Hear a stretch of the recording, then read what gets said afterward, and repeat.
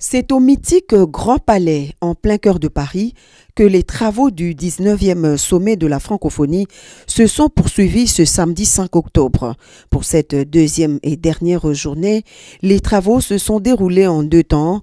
Dans la matinée, les chefs d'État et de gouvernement de l'OIF ont participé à une série de séances plénières pour examiner tour à tour le rapport du président de la conférence ministérielle sur les travaux de la 45e session de la commission ministérielle, suivie de l'audition du rapport d'activité de la secrétaire générale de la francophonie.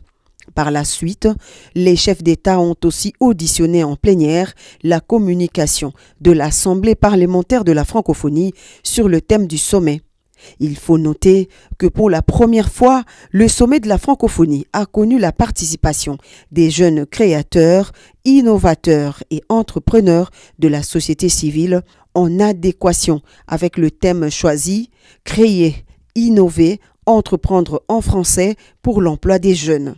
Dans l'après-midi, les chefs d'État et de gouvernement, membres de plein droit, ont poursuivi les travaux à huis clos.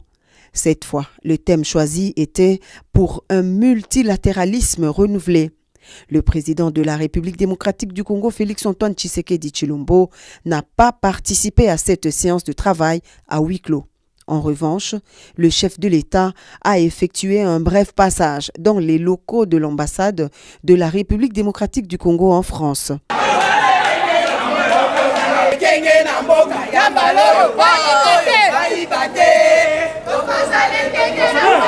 Une visite guidée dans les différentes pièces de cette belle bâtisse en compagnie de l'ambassadeur de la RDC en France, le professeur Émile Ngoï Kassongo.